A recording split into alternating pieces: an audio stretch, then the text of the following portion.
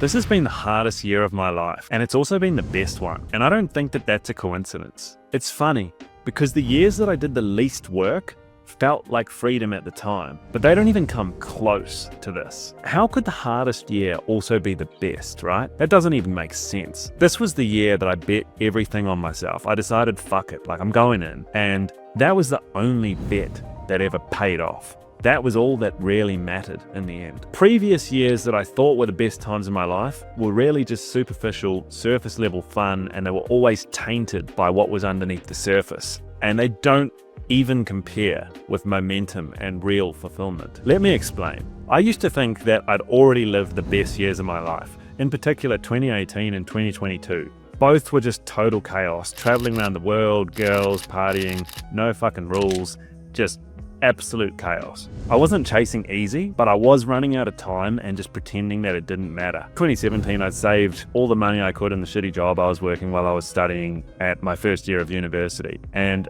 I saved a pathetic like $4,000 or $5,000, and I YOLO'd all of it into crypto. And it was right at the time, closing 2017, coming into 2018, where I basically rode, a massive bull market and 3 or 4x'd my money. The pitiful amount of funds turned into like 12,000.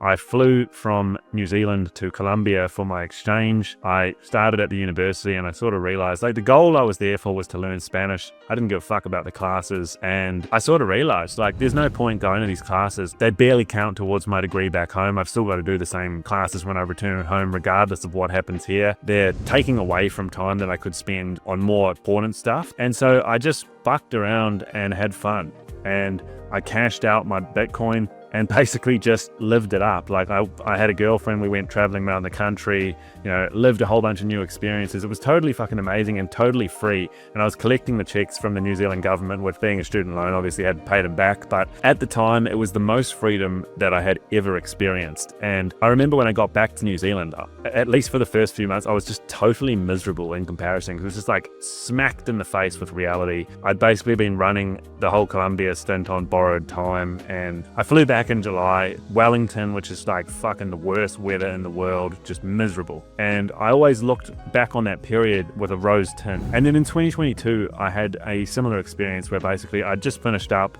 my first professional job and was taking a break. I took effectively a gap year in 2022, and I literally went traveling for 12 months straight. And I went with my brother, and the group changed a couple of times, but I was always with a group of close friends, which is like the most fun that you could possibly ask for, right? You're traveling with a group of like real close friends, and we just literally went all around the world. We started off, we did Africa, Eastern Europe, Central and South America. Like, it was just an insane time, but like a shitload of just partying and chaos and alcohol, and just exactly what you would expect for, mid-20s group of men traveling. And every time I came home from those runs, I felt the same, because I always knew when I was on them, I was on borrowed time.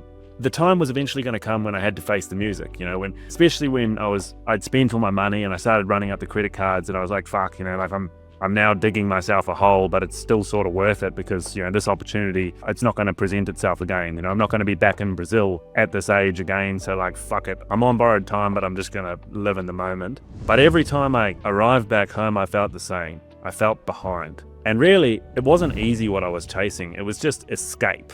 Because I wasn't in a position where, at least, and this is what I told myself, I couldn't make any money yet. I had to spend my time in the trenches. Like my first job was on a $45,000 salary, and I got incremental pay bumps each time I got promoted. But it was like, 10 grand here, 10 grand here. It doesn't make a fucking difference when you're paying a high cost of living in New Zealand or Australia. There is literally nothing worse as a man than working your ass off and going nowhere.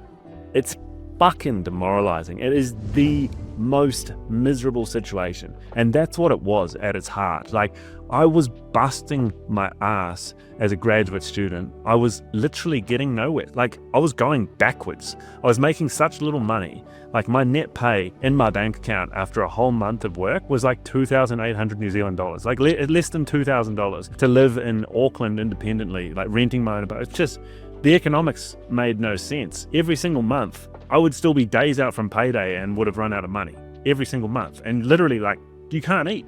Like, there's just nothing worse. It's just the most real, visceral misery when you're grinding and the needle just does not move. And that's where I was, doing all the right things. I looked successful in the eyes of society. I'd done everything right, and yet I was just getting no lift. And that pattern sort of repeated itself, for most of my 20s, until I took the plunge and jumped out of corporate and backed myself. Now, this year was different. It was still hard, but the pain finally meant something. And when the work started compounding, everything changed. This year, I left my job. I built a fractional CFO business from scratch. No clients, no nothing. I built it to a consistent 5-figure a month income stream, and then I actually tapered it and stopped selling it and have rebuilt it as a new model that is designed to effectively productize the same services and scale. This year, I worked the hardest I've ever worked. I put in disgusting hours. At the start of the year, when I first took the plunge, I realized my fucking back's up against the wall. If I don't make this work, I'm fucked. I've quit my job. What am I actually doing? If I can't go into the market and get clients, I'm fucked. That was the actual mentality. And so as a result of that, I just went into basically panic mode, and I just worked non-stop until I'd figured out how to basically go into the market and win work and close it and get paid. I just had to. And so I compressed a massive learning curve. I'd never done sales before. I didn't even know how to do outbound. It just felt so unnatural out of just sheer desperation, because I gave myself no other option. I was like, there is no fucking way I'm going back to corporate. There's no way. That bridge is burned behind me. I'm making this work. There's no other option. And because of that, I compressed that time. And from when I started to the point where I'd actually made it work, it wasn't very long. We're talking about 6 weeks. And then what happened is each month my income went up and up and up, and then stabilized. And it was it stabilized at a level that was more than double what I'd ever made in my life before. And so despite the fact that I was working 7 days a week, it was normal to do 12 hours a day. It was normal to do that. This entire year has pretty much been that. There was 3 months in New York where I literally didn't socialize. I went to a co-working space 7 days a week. I was literally there until midnight. The last man standing, 7. It was so fucking miserable. But in the weirdest way, I was enjoying it. For the first time in my life, I felt like the effort that I was putting in wasn't just disappearing into the void. It wasn't evaporating. It was stacking. And when the work starts stacking, you stop resenting it. And that's when I realized, it's not actually hard work that I hate. Quite the opposite. I fucking hate stagnation. I hated that position that I used to be in, that position of helplessness. When you start to see progress, it rewires everything. You can't go back. And once you've tasted real momentum, you'll never crave chaos again.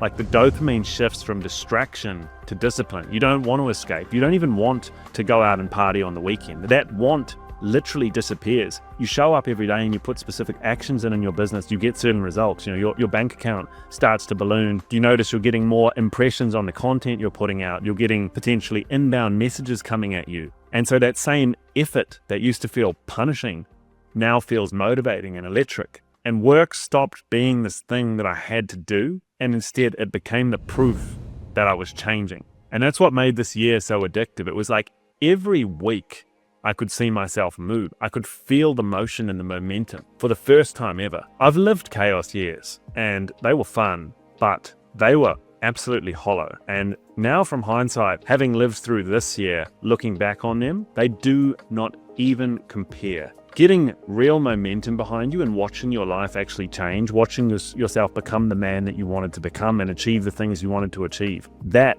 is the real high. If you're grinding right now and it feels brutal, don't quit. That's all I can say. Do not quit. You're not stuck. You're compounding. What I've learned really is that progress feels so much better than pleasure ever did. If you've enjoyed this video, please like and subscribe to the channel. I drop one like this every 48 hours, and I hope to see you in the next one.